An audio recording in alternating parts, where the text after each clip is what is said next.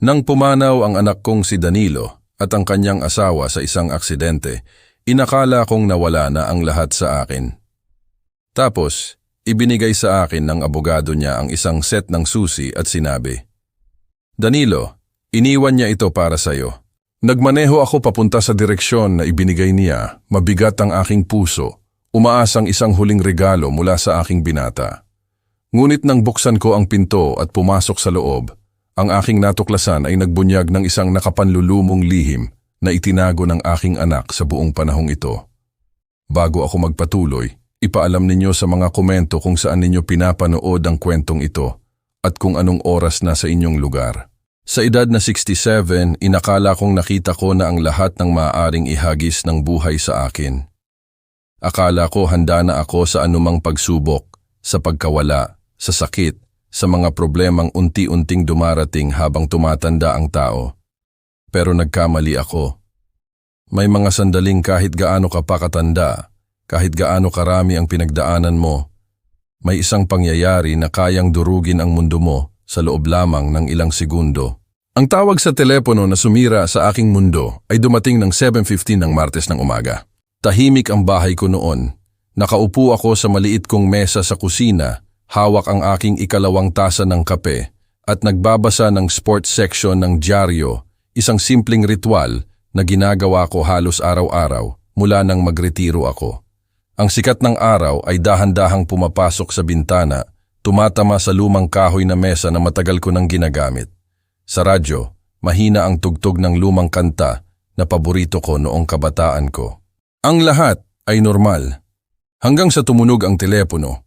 Isang matalim at paulit-ulit na ring ang pumutol sa katahimikan ng bahay. Parang kutsilyong biglang sumaksak sa kalmadong umaga. Napataas ang kilay ko.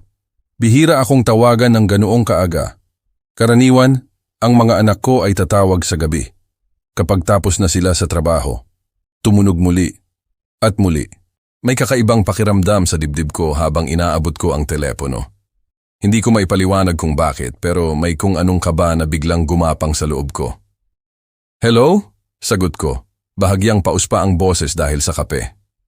"Mang Roberto Reyes?" Tanong ng lalaki sa kabilang linya. "Oo, ako nga. Magandang umaga po. Pulis Morales ito mula sa Highway Patrol." Sa sandaling iyon pa lang, parang may malamig na hangin na dumaan sa aking likod. Ang boses niya ay propesyonal, ngunit malumanay, yung klasing tono na tila sinanay na gamitin kapag may mabigat na balita.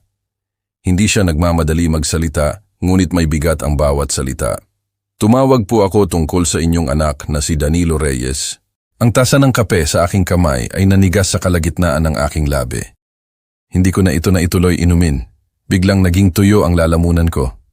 Si Danilo. Ang panganay kong anak. Noong huling nag-usap kami ay Biyernes ng hapon. Masaya ang boses niya noon. Sinabi niyang pupunta sila sa kabundukan kasama ang kanyang asawa na si Sofia para sa isang ski weekend. Matagal na raw nilang pinaplano iyon. Excited silang makita ang sariwang niebe at makapagpahinga mula sa trabaho. "Pa, huwag kang mag-alala," sabi pa niya noon sa telepono habang tumatawa. Pagbalik namin, dadalhin namin si Sofia para kumain diyan sa bahay. Namimiss na niya ang adobo mo. Natawa ako noon. Hindi ko alam na iyon na pala ang huling pagkakataon na maririnig ko ang masayang boses ng anak ko. Bumalik ako sa kasalukuyan nang muling magsalita ang pulis. "May aksidente po, sir." Ang dalawang salitang iyon ay parang mabigat na bato na ibinagsak sa dibdib ko. Hindi ako agad nakapagsalita. Pakiramdam ko ay biglang lumamig ang buong katawan ko. Naririnig ko pa rin ang mahinang tugtog ng radyo sa kusina pero parang napakalayo na nito. "Aksidente?" Mahinang ulit ko. "Opo, sir," sagot ni Pulis Morales. "Sa highway papunta sa Mountain Pass kagabi ng hating gabi. Nadulas ang sasakyan sa yelo at tumama sa guardrail bago bumangga sa puno." Humigpit ang hawak ko sa telepono.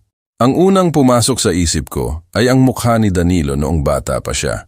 Ang batang laging tumatakbo sa bakuran namin, may hawak na lumang bola ng baseball, sumisigaw ng, "Pa, tingnan mo to!" Parang kahapon lang. Ngayon ay may pulis na tumatawag sa akin tungkol sa aksidente. "Ayos lang ba sila?" Tanong ko agad, halos pabulong. Nagkaroon ng maikling katahimikan sa kabilang linya. Iyon ang sandaling alam ko na. Ang katahimikan na iyon ay mas malakas pa kaysa anumang salita. Mang Roberto, sabi ni Pulis Morales, mas malumanay na ngayon ang boses niya. Dinala po namin sila sa ospital kagabi. May mga detalye po akong kailangang ipaliwanag sa inyo. Pakiramdam ko ay biglang naging napakalaki ng kusina, pero ako ay parang lumiit. Umupo ako ng mabigat sa upuan habang ang kape sa tasa ko ay unti-unting lumalamig sa mesa. Sa loob ng 67 taon, akala ko handa na ako sa lahat. Pero sa sandaling iyon, habang hawak ko ang telepono at nakikinig sa pulis na nagsasalita tungkol sa aksidente ng anak ko, napagtanto ko ang isang bagay. Walang magulang ang kailanman handa sa ganitong tawag. At iyon pa lamang ang simula ng kwento na babago sa buhay ko magpakailanman. Ang mga salitang sumunod ay tumama sa akin na parang avalanche. Ang sasakyan ay lumihis ng kay pangunahing kalsada malapit sa pas ng bundok. Madulas na kondisyon, nahulog ang sasakyan ng 20 metro pababa sa mabatong dalisdis. Si Danilo Reyes, 34 taong gulang, ay idineklarang patay sa pinangyarihan. Ang kanyang asawang si Sofia de la Cruz Reyes, 29 taong gulang, ay pinaghihinalaang patay. Ang kanyang katawan ay tinangay ng malakas na agos ng ilog sa ibaba. Wala akong gaanong naaalala sa mga sumunod na oras.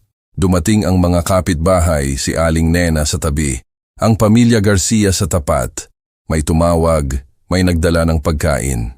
Ang bahay ay napuno ng bulong at awkward na yakap na dala ng kamatayan sa mga nabubuhay. Ang libing ay maliit. Si Danilo ay hindi kailanman nagkaroon ng malaking social circle. Mas gusto niya ang kanyang mga computer at tahimik na gabi sa bahay. Ang pamilya ni Sofia ay lumipad mula sa silangan, malalayong kamag-anak na halos hindi kilala ang aking anak. Ginawa namin ang isang pinagsamang serbisyo, bagaman hindi nila kailanman natagpuan ang kanyang katawan. Naupo ako sa harap na bangko ng simbahan sa parehong lugar kung saan ako at ang aking yumaong asawa, si Aling Maria, ay pinalaki si Danilo. At nakaramdam ako ng lubos na pag-iisa. Habang ang huling nagluluksa ay lumabas sa hapon ng Oktubre, lumapit sa akin ang isang lalaking nakasuot ng mamahaling kulay abo na suit. Mas bata siya sa akin, marahil mga 55 taong gulang na may kumpiyansang tindig na nagmumula sa mga taon ng paghawak ng mahahalagang bagay. Mang Roberto Reyes, ako po si Attorney Juan Mercado, ang abogado ng inyong anak. Inabot niya ang isang maayos na kamay. Lubos po akong nakikiramay sa inyong pagkawala. Tumingin ako sa kanya na nalilito. Hindi kailanman binanggit ni Danilo na may abogado siya. Ang ekspresyon ni Attorney Mercado ay maingat na neutral. May ilang bagay po tungkol sa ari-arian ng inyong anak. Baka pwede po tayong mag-usap ng pribado. Naglakad kami patungo sa isang tahimik na sulok ng labi ng simbahan. Inabot ni Attorney Mercado ang kanyang portfolio at kinuha ang isang set ng susi. Mga lumang tansong susi sa isang simpleng keychain. Si Danilo po ay lumapit sa akin, 6 na buwan na ang nakakaraan, mahinang sabi ni Attorney Mercado. Gumawa po siya ng napaka-partikular na arrangements. Ito po ay para sa isang ari-arian sa labas ng bayan, malapit sa kabundukan. Idiniin niya ang mga susi sa aking palad. Gusto po niyang sa inyo ito. Tiningnan ko ang mga susi. Ang bigat nito ay tila mas malaki kaysa sa inaasahan. Anong ari-arian? Hindi kailanman binanggit ni Danilo ang tungkol sa pagbili ng ari-arian. Isang bahay, sabi ni Attorney Mercado. Binili niya po iyon partikular para sa inyo, Mang Roberto. Nag-iwan po siya ng detalyadong tagubilin na dapat ninyong matanggap agad ito pagkatapos ng kanyang kamatayan. Inabot niya sa akin ang isang papel na may address na nakasulat sa maingat na sulat kamay ni Danilo. Talaga pong mapilit siya diyan. Nanginginig ang aking mga kamay. Ngayon, si Danilo ay laging detalyado, ngunit ito ay lampas sa anumang maaari kong naisip. Bakit hindi niya sinabi sa akin? May isang bagay sa mga mata ni Attorney Mercado na hindi ko lubos mabasa. Awa marahil, o isang bagay na mas malalim. Sa tingin ko po ay gusto niya itong maging sorpresa, Mang Roberto, isang regalo. Huminto siya. Pinag-aaralan ang aking mukha. May iniwan pong mahalagang bagay si Danilo para sa inyo doon. Kailangan ninyong makita mismo, Mang Roberto. Umugong ang hangin ng Oktubre sa labas. Pinanginginig ang mga bintana ng simbahan. Nanatili ako roon, hawak ang mga tansong susi. Pakiramdam na parang hinahawakan ko ang mga piraso ng puso ng aking anak. Nagtataka kung anong iba pang mga lihim ang itinago ni Danilo sa akin. Ang kalsada ng bundok ay bumuka sa aking harapan habang nagmamaneho ako patungo sa labas ng bayan. Pagkatapos ng 3 araw, ang mga tansong susi ni Danilo ay marahang kumakalansing sa bulsa ng aking jacket. Ang aking anak ay laging puno ng sorpresa, ngunit ang pagbili ng bahay nang hindi sinasabi sa akin, iyon ay isang ganap na kakaibang bagay. Ang lugar ay lumitaw na nakasiksik sa paanan ng mabatong kabundukan na parang isang postcard. Sinundan ko ang GPS sa mga paikot-ikot na kalsada hanggang sa marating ko ang address ni Danilo. Nang makita ko ang bahay, kinailangan kong itabi at huminga ng malalim. Napakaganda nito. Isang ranch-style na bahay na may malalaking bintana at accent na bato, nakaposisyon ng perpekto upang makuha ang panoramic view ng bundok. Madali itong ari-arian na nagkakahalaga ng higit sa 60 milyong piso. Paano nabayaran ito ni Danilo sa sahod ng isang software engineer? Ang pintuan sa harap ay dahan-dahang bumukas at pumasok ako sa tila isang panaginip. Lahat ay malinis. Ginugol ni Danilo ang mga buwan sa pag-aalaga sa bawat detalye. Ang sala ay may fireplace na bato, mga leather na muebles, at mga bintana mula sa sahig hanggang kisame na nagpapakita ng kabundukan na parang isang painting. Sa mantel ng fireplace ay may nakakwadradong larawan. Nakilala ko ang 3 sa amin noong nakaraang Pasko, si Danilo, ako, at si Aling Maria. Ang makita siya roon sa bahay na ito na hindi ko alam na umiiral ay mas matindi kaysa sa inaasahan ko. Ang aking anak ay nag-iisip tungkol sa pamilya, sa legacy, sa bahay. Dahan-dahan kong nilibot ang mga silid. Ang kusina ay moderno ngunit mainit. Ang opisina ay perpektong nakasetup. Komportabling reading chair, built-in bookshelves, kahit isang maliit na bar. Naisip ni Danilo ang lahat, ngunit pinatigil ako ng master bedroom.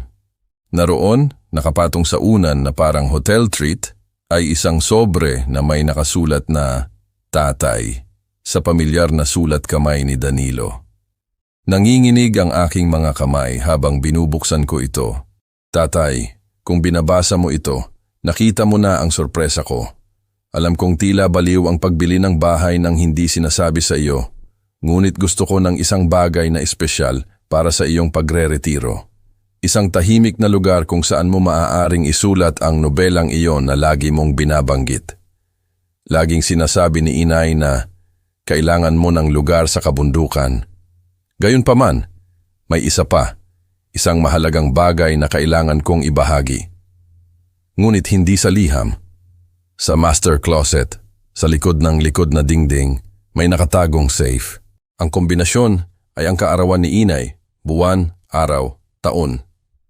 Sa loob ay makikita mo ang lahat ng hindi ko nasabi sa iyo habang ako ay nabubuhay. Mahal kita, tatay.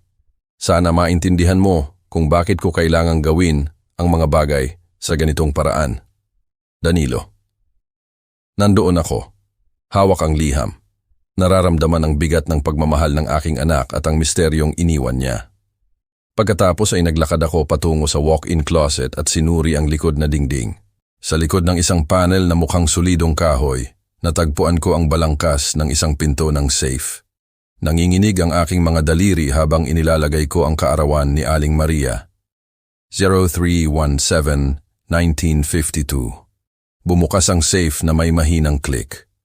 Sa loob ay may mga bagay na nagpatibok ng mabilis sa aking puso. Isang USB drive, ilang makakapal na folder, at isang tala na nakakabit sa itaas na nagsasabing, "Tingnan mo muna ito, tatay. Lahat ay magkakaroon ng saysay." Nag-on ang laptop sa desk na kahoy. Ang screen nito ay nagpapalabas ng asul na ilaw sa opisina. Umupo ako sa leather chair at isinaksak ang USB drive na nanginginig ang mga daliri.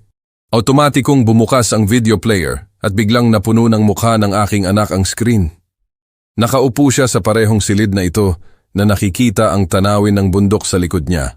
Mas payat si Danilo kaysa sa naaalala ko. Bahagyang lumubog ang kanyang pisngi, bagaman ang kanyang ngiti ay kasing init pa rin. Tatay, nagsimula ang kanyang boses na dala ang pamilyar na halo ng pagmamahal at kaba. Kung nakikita mo ito, wala na ako. Ngunit gusto kong mag-iwan sa iyo ng isang espesyal na bagay. Yumuko ako, nilulunok ang bawat detalye ng kanyang mukha. Ito ang aking anak na muling nabuhay, direktang nakikipag-usap sa akin. Alam kong nalilito ka siguro sa bahay na ito, patuloy ni Danilo. Nagtataka kung paano ko ito nabayaran, bakit hindi ko kailanman binanggit. Ang totoo, matagal ko na itong pinaplano ng higit sa 1 taon, tatay. Simula nang magsimula kang magsalita tungkol sa pagre-retiro. Huminto siya, ipinasa ang kanyang kamay sa buhok. 1 kilos mula sa pagkabata sa tuwing nagpapaliwanag siya ng isang mahalagang bagay. Naaalala mo ba kung paano laging sinasabi ni inay na kailangan mo ng lugar sa kabundukan, isang tahimik na lugar kung saan mo sa wakas maisusulat ang nobelang iyon? Lumawak ang ngiti ni Danilo. Lagi niyang sinasabi sa akin, ang tatay mo ay may mga kwento sa loob niya, Danilo. Kailangan lang niya ang tamang lugar para ilabas ang mga ito. May buhol na namuo sa aking lalamunan. Eksaktong sinabi ni Aling Maria iyon ng maraming beses. Kaya nagsimula akong mag-ipon, sabi ni Danilo. Bawat bonus, bawat tax refund, bawat sentimo na kaya ko. Gusto kong bigyan ka ng isang bagay na magbibigay pugay sa alaala ni inay at magbibigay sa iyo ng espasyo na nararapat sa iyo. Ang bahay na ito ay hindi lamang isang regalo, tatay. Ito ay isang pangako na ang kanyang mga pangarap para sa iyo ay hindi kailangang mamatay kasama niya. Nakita kong iniabot ko ang aking kamay sa screen. Gustong hawakan ang mukha ng aking anak. Pinili ko ang lugar na ito dahil makikita mo ang pagsikat ng araw sa kabundukan mula sa bintana ng silid-tulugan, patuloy niya. May trail na diretsyo papunta sa Burol, perpekto para sa mga paglalakad sa umaga na gusto mo. Pinakabit ko pa nga ang maliit na bar na lagi mong biro na gusto mo. Lumapit pa si Danilo sa kamera. Patawad kung hindi ko ito nasabi sa iyo habang ako ay nabubuhay, tatay. Gusto kong maging sorpresa. Gusto kong makita ang iyong mukha pagpasok mo sa pintuan sa harap. Sumandal siya, nakatingin sa akin sa screen na may mga matang tulad ng kay Aling Maria. Mahal kita, tatay. Higit sa kailanman ay nakahanap ako ng mga salita upang sabihin. Tinuruan mo ako ng lahat tungkol sa pagiging isang lalaki, tungkol sa karangalan, tungkol sa pag-aalaga sa mga taong mahal mo. Sana ipakita sa iyo ng bahay na ito kung gaano kahalaga iyon sa akin. Ngunit pagkatapos ay nagbago ang ekspresyon ni Danilo. Nanatili ang init, ngunit may iba pang bumalot. Isang pagiging seryoso na tila bumaba sa kanyang mga balikat. Tatay, sabi niya sa pinakamahina, pinaka-urgent na boses. Kailangan kong sabihin sa iyo ang isang mahalagang bagay. Isang bagay na hindi ko nasabi habang ako ay nabubuhay. Malalim na huminga si Danilo sa screen at nakita ko siyang nagtitipon ng lakas para sa susunod. Ang liwanag ng hapon na pumapasok sa bintana ng opisina ay tila dumilim habang siya ay nagsasalita. May sakit ako, tatay. Stage 4 brain tumor. Binigyan ako ng mga doktor ng 4 hanggang 6 na buwan. Ang mga salita ay sumira sa isang bagay sa loob ko. Yumuko ako sa upuan na parang tinamaan. May sumingaw na impit na sigaw mula sa aking lalamunan. Ang aking anak, ang aking bugtong na anak, ay namamatay at hindi ko alam. Lumabo ang USB drive sa aking mga luha habang ang sakit ay bumangga sa akin na parang tsunami. Nalaman ko 6 na buwan na ang nakakaraan, patuloy ni Danilo na matatag ang boses sa kabila ng bigat ng kanyang mga salita. Nagsimula ito sa pananakit ng ulo na hindi nawawala. Pagkatapos ay mga problema sa paningin. Pagdating ko sa doktor, masyado nang malala para operahan. Tinitigan ko ang screen, ang aking isip ay tumatakbo sa aming mga kamakailang pag-uusap. Mayroon bang mga palatandaan? Masyado ba akong abala sa sarili kong mga plano sa pagre-retiro para mapansin na ang aking anak ay lumalaban para sa kanyang buhay? Nagdesisyon ako noong araw na iyon, tatay. Hindi ko sasabihin sa iyo. Ang mga mata ni Danilo ay kumikinang sa mga luhang hindi na ibuhos. Dumaan ka na sa impyerno sa pagkakita kay inay na unti-unting nawawala. Ang chemotherapy, ang mga pagbisita sa ospital, ang pag-asa na patuloy na nasisira. Hindi ko na kayang iparanas sa iyo iyon muli. Ang mga huling buwan ni Aling Maria ay naglaro sa aking isipan. Ang mga sterile na silid ng ospital, ang mga makina, ang paraan kung paano dahan-dahang nawala ang pag-asa sa kanyang mga mata. Si Danilo ay naroroon sa lahat ng iyon, hawak ang aking kamay tulad ng sa kanya. Hindi ko gusto na gugulin mo ang natitirang oras namin na nakatingin sa akin na parang wala na ako, sabi niya. Gusto kong ang mga huling buwan na iyon ay tungkol sa pamumuhay, hindi sa pagkamatay. Ngayon ay naiintindihan ko na ang distansya na naramdaman ko kamakailan. Ang mga kinansilang hapunan, ang mas maikling tawag sa telepono, ang paraan kung paano siya tila nawawala sa sarili tuwing Pasko. Hindi siya lumalayo, pinoprotektahan niya ako. Kaya nagsimula akong magplano, sabi ni Danilo. Niliquidate ko ang aking mga investment. Kinolekta ang aking mga retirement account. Kumuha ako ng pangalawang mortgage. Bawat sentimo ay para masiguro na ikaw ay aalagaan pagkatapos kong mawala. 50 milyong piso. Ang numero ay tila surreal. Isinakripisyo ni Danilo ang lahat para masiguro na ako ay magiging komportable.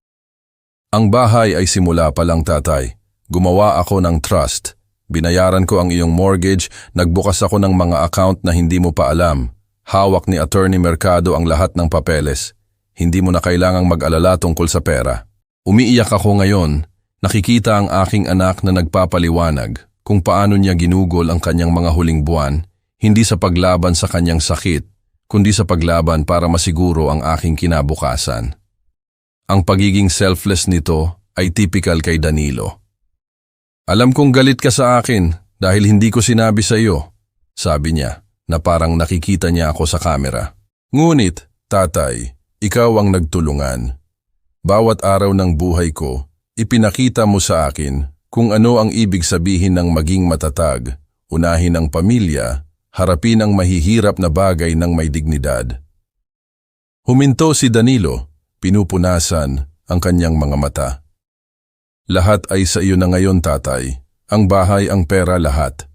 Sana bigyan ka nito ng kalayaan na magsulat, maglakbay, gawin ang lahat ng bagay na lagi ninyong pinapangarap ni inay.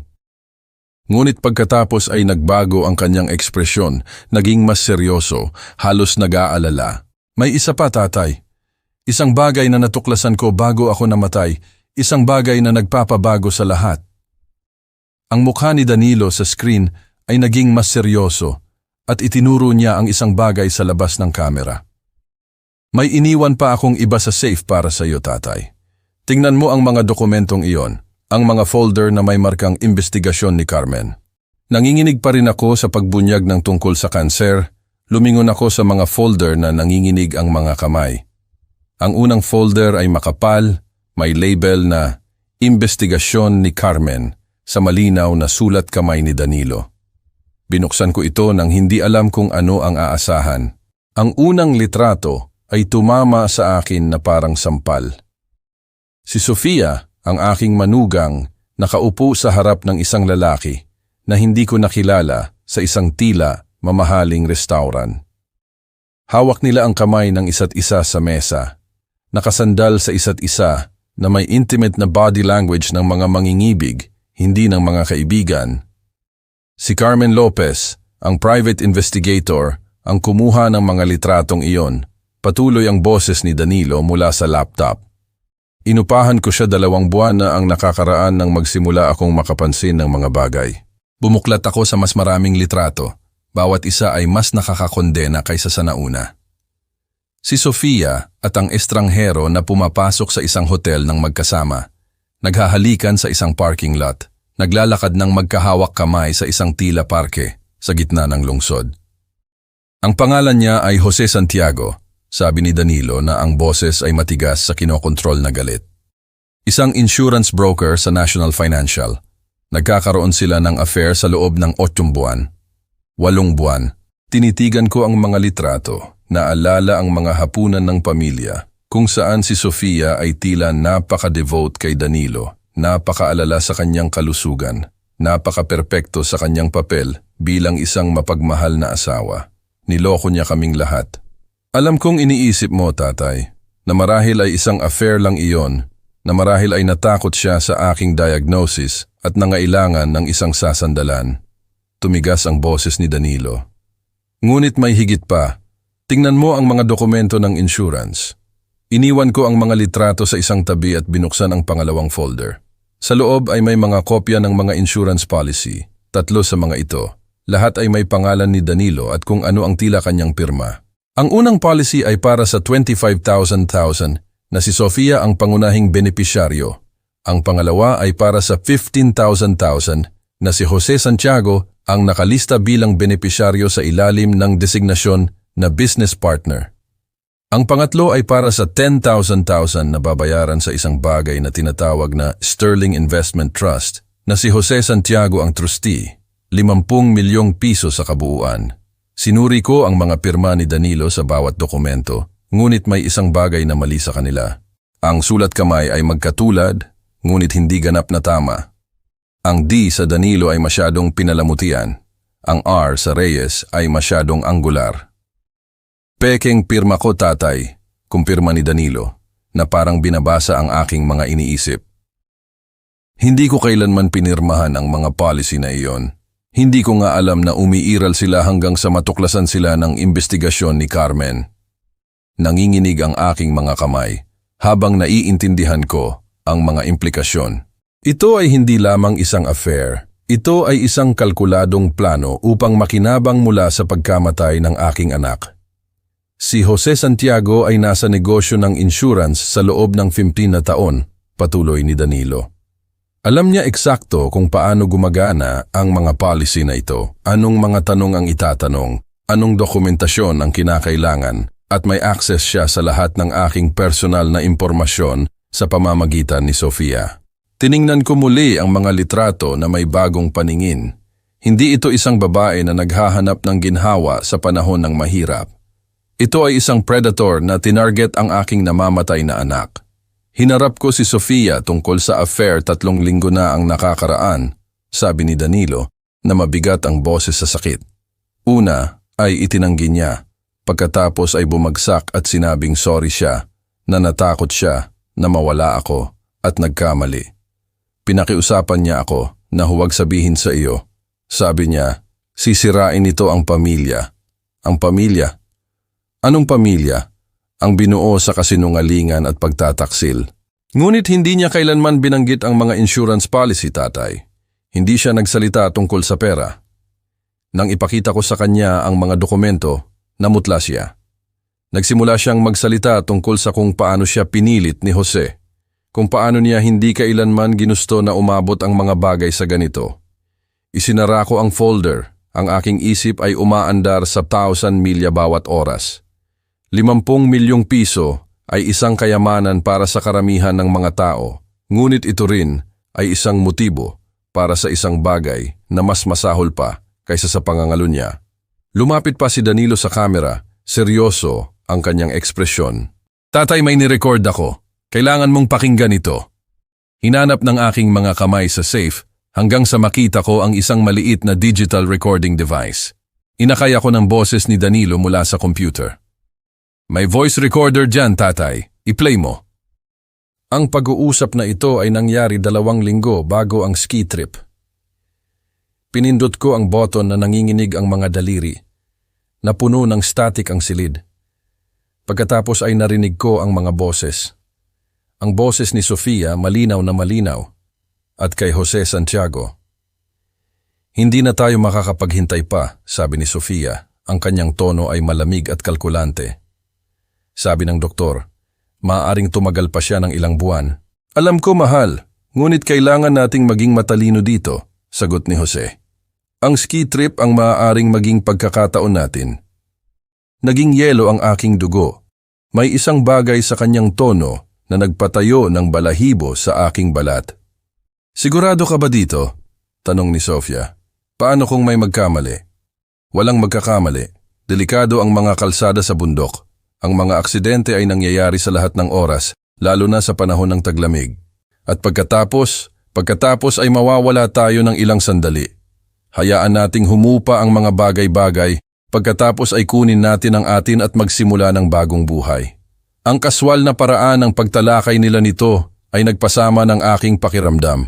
Pinag-uusapan nila ang aking anak na parang isang balakid na kailangang alisin. Ang mga insurance policy ba ay nasa ayos na? Tanong ni Sofia. Ang 50 milyon lahat-lahat, higit pa sa sapat para mawala sa isang mainit at tropikal na lugar. Ang boses ni Danilo mula sa computer ay pumutol sa aking horror at ang kanyang mga sumunod na salita ay nagpaliwanag ng lahat. Alam ko ang plano nila, tatay, at nagdesisyon ako. Ang kanyang boses ay matatag, determinado. Meron akong siguro 2 buwan na lang, 3 sa pinakamarami. Ang kanser ay mabilis na kumakalat kaysa sa inaasahan ng mga doktor. Mamamatay ako pa rin. Tinitigan ko ang screen, sinimulan kong intindihin ang nakakatakot na lohika ng ginawa ng aking anak. Ngunit kung mamamatay ako ng natural, makakalaya sila, patuloy ni Danilo.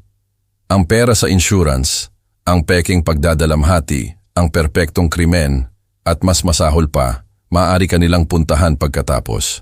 May pera ka, tatay. May mga ari-arian ka na maaaring gusto nila. Hinawakan ng aking mga kamay ang mga braso ng upuan habang lumilinaw ang buong larawan. Kaya nagpasya akong hayaan silang subukan, tatay. Sumama ako sa ski trip na alam kung ano ang plano nilang gawin. Gumamit ako ng microphone, nagtago ako ng mga kamera sa kotse, dinokumento ko ang lahat. Ginawa ko ang sarili kong pain para mahuli ko sila. Ang sakripisyo na ginawa ng aking anak ay tumama sa akin na parang pisikal na suntok. Sadyang lumakad siya sa isang bitag upang protektahan ako. Inakala kong baka makakaligtas ako, ibunyag sila at guguli ng aking mga huling linggo na nakikita silang makulong. Medyo nabasag ang boses ni Danilo, ngunit alam ko rin ang mga posibilidad. Sa anumang paraan, ligtas ka.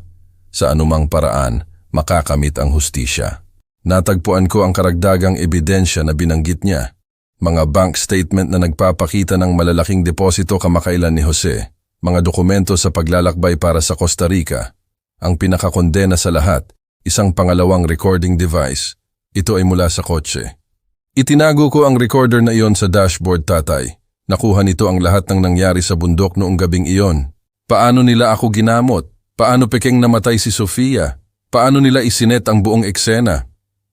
Direktang tumingin si Danilo sa kamera. Ang kanyang mga mata ay puno ng pagmamahal ng isang anak at ang determinasyon ng isang namamatay na lalaki. Hindi ko hahayaang saktan kanila, tatay. Hindi ko hahayaang manalo sila. Dalhin mo ang ebidensyang ito sa FBI. Siguraduhin mong may saysay ang aking sakripisyo. Ang telepono ay nasa aking mga kamay bago pa matapos ang video ni Danilo. Hindi pa natatapos ang video ni Danilo, ang telepono ay nasa aking mga kamay.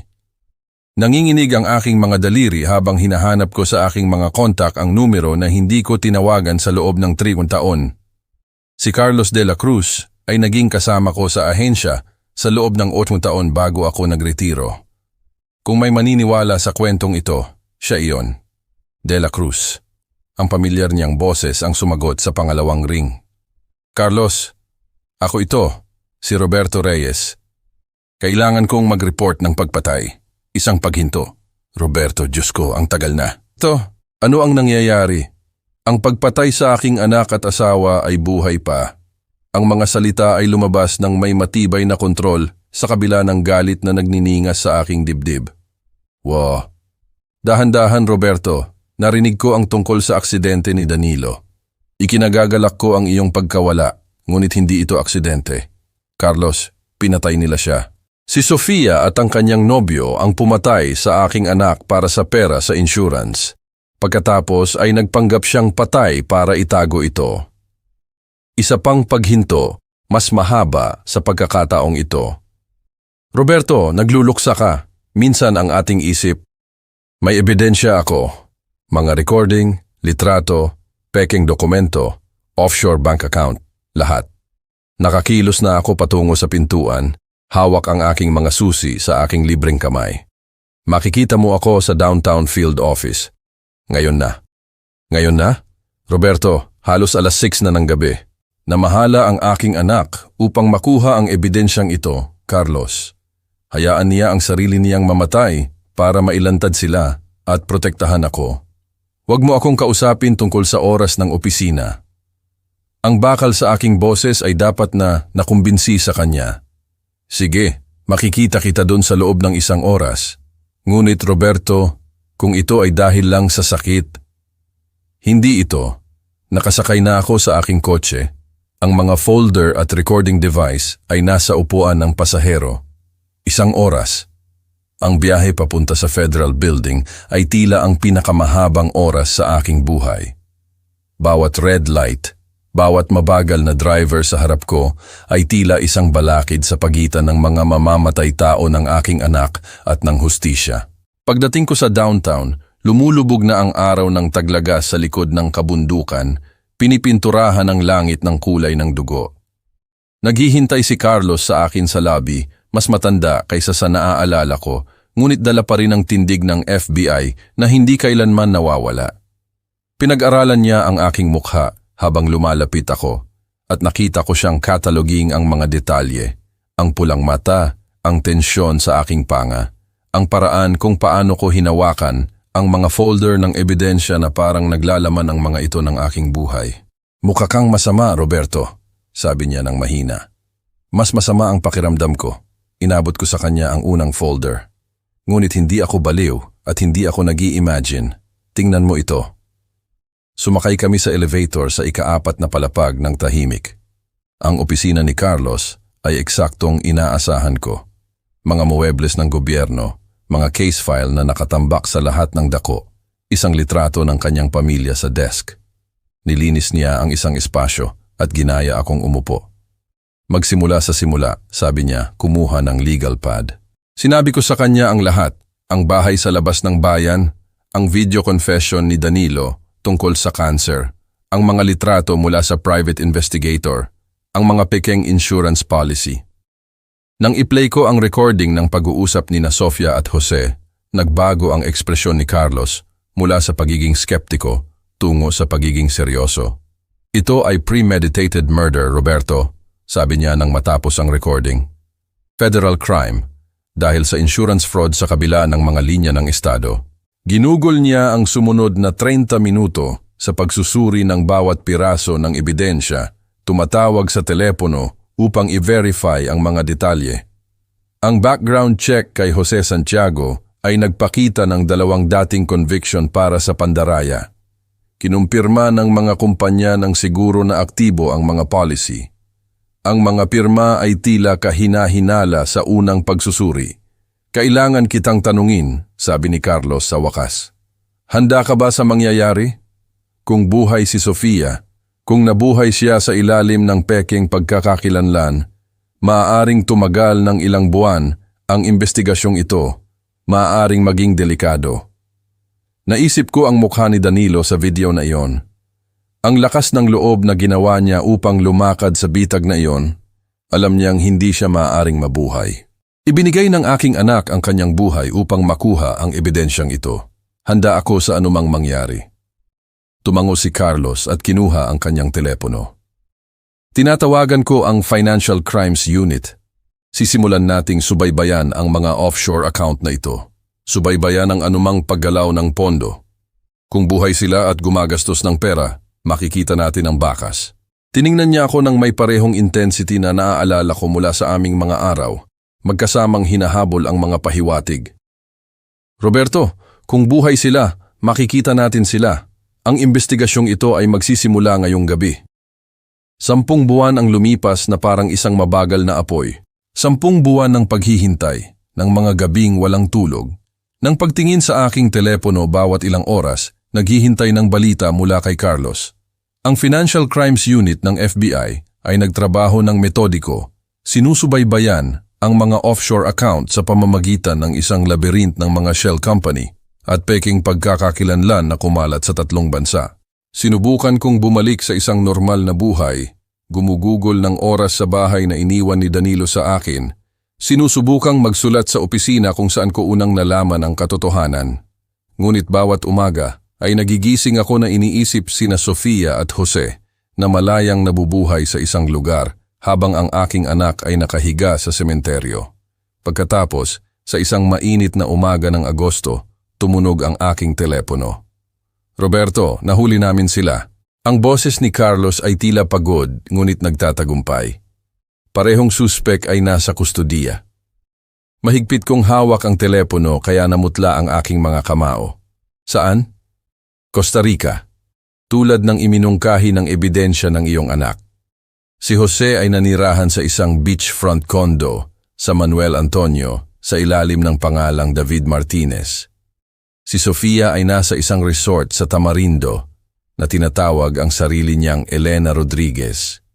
Hindi na nga sila magkasama, lumalabas na nag-away sila tungkol sa pera. Hindi nakaligtas sa akin ang irony.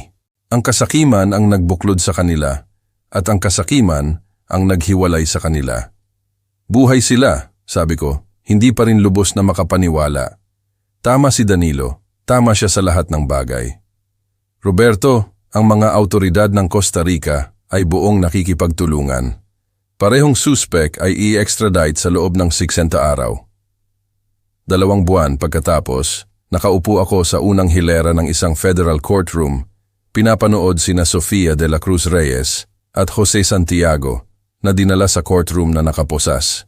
Iba ang itsura ni Sofia, mas maikli at mas madilim ang kanyang buhok.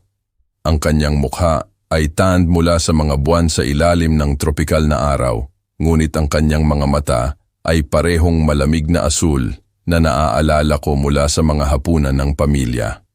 Hindi niya ako tiningnan kahit minsan sa buong proseso. Tumagal ang paglilitis ng 3 linggo. Nagpatotoo ako sa 2nd araw, ginagabayan ang hurado sa ebidensya ni Danilo, pinapakinggan ang mga recording na nagsimula ng buong investigasyong ito. Nang matapos ako, nakita ko ang ilang miyembro ng hurado na pinupunasan ang kanilang mga mata. Ang diskarte ng depensa ni Sofia ay predictable at desperado. Si Danilo Reyes ay namamatay sa brain cancer, ipinagtanggol ng kanyang abogado. Naapektuhan ng tumor ang kanyang paghuhusga, ginawa siyang paranoid at delirious. Ang mga recording na ito ay mga pantasya ng isang may sakit na tao. Ngunit ang ebidensya ay napakalaki. Ang mga peking insurance policy, ang mga offshore bank account, ang mga peking pagkakakilanlan, ang mga rental contract sa Costa Rica. Ang pinakakondena sa lahat, ang recording mula sa kotse ni Danilo na nakakuha ng kanilang mga boses noong gabing siya ay namatay. Sinubukan ni Jose na iligtas ang sarili niya sa pamamagitan ng paghagis kay Sofia sa mga leon. Siya ang nagplano ng lahat, patotoo niya na nanginginig ang boses. Sabi niya, mamamatay pa rin ang asawa niya na mas karapat dapat kami sa pera kaysa sa isang matandang lalaki na nabuhay na sa kanyang buhay. Sinunod ko lang ang kanyang pamumuno. Ang maskara ni Sofia ay sa wakas nahulog sa kanyang patotoo. Duwag! Sigaw niya na malakas na marinig ng buong courtroom. Ikaw ang nagsabi na kailangan nating bilisan ang mga bagay-bagay. Ang hurado ay nag-deliberate ng mas mababa sa 4 na oras. Sa kaso ng first-degree murder, basahin ng foreman ng hurado. Napatunayang nagkasala ang akusado, si Sofia de la Cruz Reyes. Sa kaso ng conspiracy to commit murder, napatunayang nagkasala ang akusado, si Jose Santiago. Ang hatol ng hukom ay mabilis at walang awa, habambuhay na pagkakakulong ng walang posibilidad ng parol para kay Sofia. 25 taon para kay Jose. Habang tinatangay sila ng mga marshal, sa wakas ay nagkatinginan kami ni Sofia. Sa isang sandali, bumaba ang malamig na maskara at nakita ko ang isang bagay na maaaring takot o pagsisisi o marahil galit lang sa pagkakahuli. Dahan-dahan akong tumayo, pakiramdam ko ay mas matanda sa aking 27 taon, ngunit mas gumaan ang pakiramdam kaysa sa mga nakaraang buwan. Kaya, ang hustisya ni Danilo ay naisagawa, bulong ko sa walang laman na silid. Sa labas, naghihintay si Carlos sa akin sa mga hagdan ng korte. Nakasiksik ang kanyang mga mata sa maliwanag na sikat ng araw. Ano ang pakiramdam? Tanong niya. Naisip ko ang aking anak, ang kanyang tapang sa mga huling linggo, Ang sakripisyo na ginawa niya upang protektahan ako at masiguro na ang dalawang ito ay haharap sa mga kahihinatnan ng kanilang mga krimen. Pakiramdam ko, sa wakas ay makakahinga na ulit ako. Ang pagsikat ng araw sa bundok ay nagpinta sa bahay ng amber at pink habang nakaupo ako sa opisina ni Danilo 1 taon matapos ang paglilitis. Parehong upuan, parehong desk, parehong tanawin ng kabundukan na labis na minahal ng aking anak. Ngunit lahat ay tila iba. Ngayon ang bigat ng kalungkutan ay nagbago sa isang bagay na iba pa. Hindi na mas magaan, ngunit may layunin. Naisip ko ang huling video message ni Danilo, ang kanyang mga salita tungkol sa pagnanais na bigyan ako ng kalayaan na magsulat at maglakbay upang gawin ang lahat ng bagay na lagi naming pinapangarap ni Aling Maria. Nakaupo doon sa liwanag ng umaga, sa wakas ay naintindihan ko na ang ibinigay talaga ni Danilo sa akin ay hindi lamang pera o isang bahay. Binigyan niya ako ng kapangyarihan upang bigyan ng saysay ang kanyang sakripisyo. Kinuha ko ang aking telepono, dinial ang numero na na-memorize ko na ilang linggo na ang nakakaraan, University Cancer Center. Dr. Bautista po. Doktora, ako po si Roberto Reyes. Handa na po ako na ituloy ang Danilo Reyes Foundation. Pagkatapos ng 3 oras, nakaupo ako sa opisina ni Dr. Elisa Bautista. Pumipirma ng mga papeles na magbabago sa lahat. 200 milyong piso. Halos 3 kapat ng mana ni Danilo, ang popondohan ang brain cancer research sa susunod na dekada. Ang antas ng pagpopondo na ito ay magpapahintulot sa amin na ituloy ang mga protocol ng paggamot na pinangarap lang namin, sabi ni Dr. Bautista. Nanosenias, immunotherapy, targeted gene therapy, personalized medicine approaches. Ang aking anak ay naniniwala sa pakikipaglaban para sa tila imposible, sabi ko. Pinatunayan niya na ang determinasyon ng isang tao ay maaaring magbago ng lahat. Ang Daniel Reyes Brain Cancer Research Laboratory ay inialay pagkatapos ng 6 na buwan. Nakatayo ako sa makinang na pasilidad, napapaligiran ng mga batang researcher, na ang passion ay nagpaalala sa akin kay Danilo sa kanyang edad. Nakikita na namin ang mga promising na resulta sa aming unang trial, paliwanag ni Dr. Bautista. 15 pasyente, 7 ang nagpapakita ng makabuluhang pagbaba ng tumor. Ang protocol na naging posible ng foundation ng inyong anak ay nagbibigay ng pag-asa sa mga tao. Pag-asa. Ang salitang iyon na pinagdaanan ni Danilo. Sa dingding ng laboratorio ay nakasabit ang isang litrato ni Danilo mula sa kanyang graduation sa kolehiyo. Nakangiti sa kamera na may buong buhay na nasa harapan niya. Sa ilalim ay may isang simpleng plaka. Sa alaala ni Danilo Reyes, na naniwala na ang pag-ibig ang pinakamakapangyarihang lakas sa universo. Napanatili ko ang bahay at 2 milyong piso, higit pa sa sapat para sa pagre-retiro. Ngunit bawat umaga, paggising ko sa regalo ni Danilo sa akin, iniisip ko ang mga researcher na nagtatrabaho sa kanyang laboratorio, ang mga pamilya na nakakatanggap ng balita na may mga opsyon sa paggamot. Ang mga batang maaring lumaki dahil pinili ng aking anak ang tapang kaysa sa kaginhawaan. Ang nobela na lagi kong binabanggit na isusulat ay nanatiling hindi na isulat. Sa halip, natagpuan ko ang aking sarili na nagboluntaryo sa Cancer Center, nakikipag-usap sa mga pamilya na humaharap sa imposibleng mga desisyon. Hindi ko sila mabibigyan ng madaling sagot, ngunit maibibigay ko sa kanila ang ibinigay ni Danilo sa akin. Ang kaalaman na ang pag-ibig ay nananatili, na ang sakripisyo ay may saysay, na kahit sa dilim, ang pag-asa ay nabubuhay. Minsan, sa gabi sa home office, iniisip ko ang tapang ni Danilo sa mga huling linggo na iyon, kung paano siya lumakad sa panganib upang protektahan ako, upang masiguro na makamit ang hustisya. Nagawa mo anak, bulong ko sa walang laman na silid. Ginawa mong tagumpay ang trahedya. Ang foundation ay nagpapatuloy sa kanyang trabaho ngayon. Ang mga batang researcher ay naghahanap ng mga groundbreaking na paggamot. Ang mga pamilya ay nakakahanap ng pag-asa kung saan dati ay wala. At sa isang lugar, naniniwala ako na alam ni Danilo na ang kanyang sakripisyo ay lumikha ng isang magandang bagay mula sa isang kakilakilabot na pangyayari. Sa pagtingin sa paglalakbay na ito, napagtanto ko kung gaano ako bulag sa mga babala. Huwag kayong maging katulad ko. Huwag hayaan ang inyong pagmamahal sa pamilya na maglabo sa inyong paghuhusga kapag may naramdaman kayong mali. Kung mas binigyan ko ng pansin ang pagbaba ng timbang ni Danilo, ang kanyang mga kinanselang hapunan, ang kanyang malayo na pag-uugali, marahil ay natulungan ko siya noon. Ngunit ang Diyos ay nagtatrabaho sa misteryosong paraan at kahit sa ating pinakamadilim na sandali, mayroon siyang plano. Ang totoo, hindi natin lubos na nakikilala ang mga taong pinakamalapit sa atin. Si Sofia ay nanirahan sa aking bahay, tinawag akong tatay, nakibahagi sa aming mga hapunan ng pamilya, lahat habang pinaplano ang pagpatay sa aking anak. Ito ay isang paalala na ang kasamaan ay maaring gumamit ng pinakamagandang maskara, ngunit tulad ng itinuturo sa atin ng mga kwentong ito ng mga lolo't lola, ang pag-ibig at hustisya ay laging mananaig sa huli. Ang tapang ni Danilo sa mga huling linggo na iyon ay nagpakita sa akin kung paano ang tunay na pananampalataya. Nagtiwala siya na gagabayan ako ng Diyos sa katotohanan kahit na wala na siya. Iyon ang uri ng totoong kwento na nagpapanumbalik ng iyong paniniwala sa banal na pagkakaloob. Ang aking anak ay hindi lamang nag-iwan sa akin ng pera. Nag-iwan siya sa akin ng isang misyon na gawing pag-asa ang trahedya. Sa ibang mga magulang at lolo't lola na nagbabahagi ng kanilang mga kwento, tandaan ito. Ang ating mga anak ay nagmamasid kung paano natin hinaharap ang pinakamahirap na sandali ng buhay.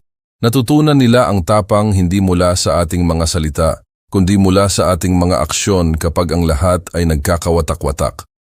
Ang totoong kwentong ito ay nagturo sa akin na kung minsan ang pinakamahusay na regalo na maibibigay natin sa ating pamilya ay ang lakas upang hanapin ang hustisya, gaano man kasakit ang katotohanan.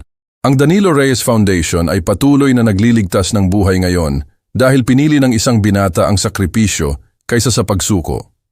Ginamit ng Diyos ang pagkamatay ng aking anak upang lumikha ng isang magandang bagay, mga groundbreaking na paggamot na nagbibigay ng pag-asa sa mga pamilya kung saan dati ay wala. Ito ang paraan kung paano binabago ng Panginoon ang ating pinakamalalim na sakit sa ating pinakamalaking layunin. Kung naramdaman mo na kailanman na tinaksil ka ng isang taong pinagkakatiwalaan mo, dapat mong malaman na hindi ka nag-iisa. Ang mga sandaling ito ng totoong kwento ay sumusubok sa ating pananampalataya, ngunit inilalantad din nito ang ating lakas. Ano ang gagawin mo kung matuklasan mo ang ganoong pagtataksil sa sarili mong pamilya? Ibahagi ang iyong mga saloobin sa mga komento sa ibaba.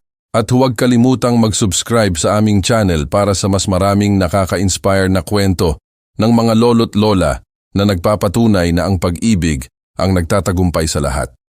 Ang inyong suporta ay nakakatulong sa amin na patuloy na ibahagi ang mga makapangyarihang testimonya ng pananampalataya, hustisya at pagtubos.